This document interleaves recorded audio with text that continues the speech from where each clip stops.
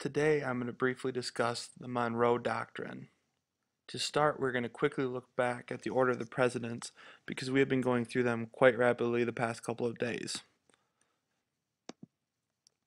Washington was our first president, serving 2 terms after the American Revolution War.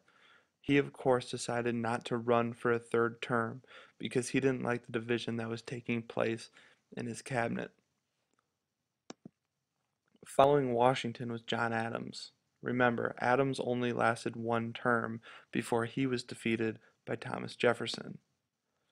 Jefferson served 2 terms in office, and the second one, if you remember, was plagued with difficulty abroad. If you recall from our last lesson, we talked about impressment, and that was taking place in the Atlantic Ocean.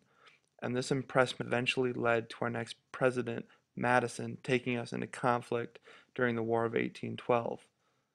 If you recall, impressment was when the British Navy would capture American trading ships, take our men, and force them to join the British Navy. Madison served 2 terms, and we were at war with Britain during much of his time in office. We eventually signed the Treaty of Ghent during his service at the United States as a free nation. If you remember, one of the cool things we said about the Treaty of Ghent is it took a long time to get back to the U.S.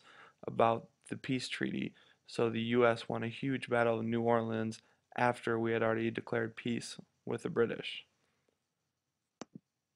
Following Madison is James Monroe. Monroe, like Madison, ended up spending a lot of time dealing with foreign affairs. It is important to understand that foreign affairs are things that occur abroad, or dealing with people from another country. This is different than domestic affairs because those are things that are happening in your own home country. To help settle disputes, Monroe had his Secretary of State, future President John Quincy Adams.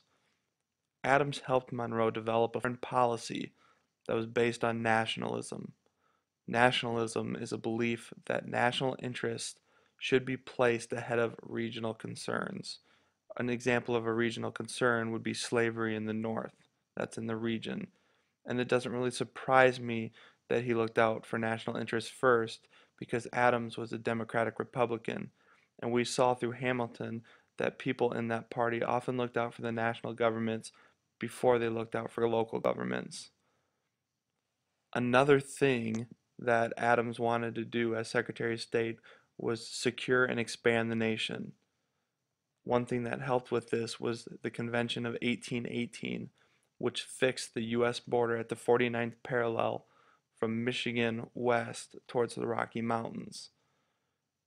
During this time, we were also able to negotiate a compromise with Britain, and this compromise jointly controlled Oregon between both us and Britain, and this was the Oregon Territory, which stretched west of the Rockies to the Pacific Ocean. There was one more thing that helped us gain more land at this time and expand, and this was the Adams-Onis Treaty. This treaty convinced the Spanish Prime Minister Don Luis Onis to transfer Florida, which was controlled by Spain, to the U.S. We didn't actually pay the Spanish for Florida, but we did relinquish our own claims on parts of Texas. So they got the rest of Texas that they wanted, and we got Florida, which we wanted. If we look on this map, you can see some of the things that took place. Like in 1803, we have the Louisiana Purchase, and it's this big yellow area. Okay? When we talk about the Convention of 1818, and we talk about the 49th parallel, that runs right up here, from the Mississippi towards the Rockies, this little chunk of land.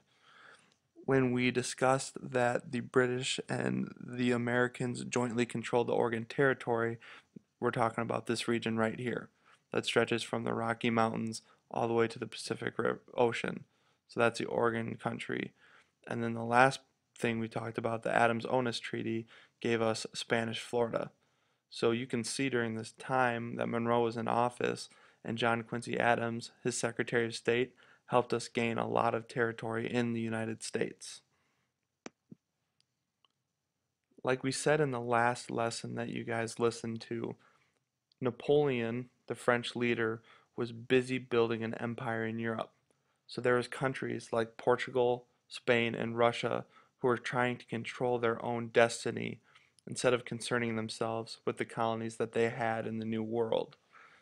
Like in the last lesson, we realized Napoleon was stopped, and these three could shift their focus back to the New World and trying to reclaim their colonies. One of the biggest ones we had trouble with was Russia, because they had claims in Alaska. What they were doing is they were trying to extend their territory south into present-day California. This had a huge impact on the Americans because we didn't want to give up that area. We had trade with China going on at that time, and that trade we had with China was very valuable because it brought us a lot of money. And if California tried to go south, it would really put a block on that trade that we had with China. What came of all this was the Monroe Doctrine. This doctrine stated that we will not interfere with any European affairs if they kept out of the Western Hemisphere. The Monroe Doctrine also stated that if we would leave the colonies in the Western Hemisphere alone that didn't belong to us, okay? So we said we wouldn't interfere with them, and the colonies they already had, we wouldn't interfere with those as long as they left us alone. The reason that this doctrine was so important was because it sent a big threat to European countries that wanted to reclaim their land. That threat was that if they tried to interfere with America, then we would be forced to intervene with them. And that's nothing that they wanted at that time. So it's really important that we look back at this time as a time of growth for the United States, but it was also increased threat. And we were able to stop that threat with the Monroe Doctrine.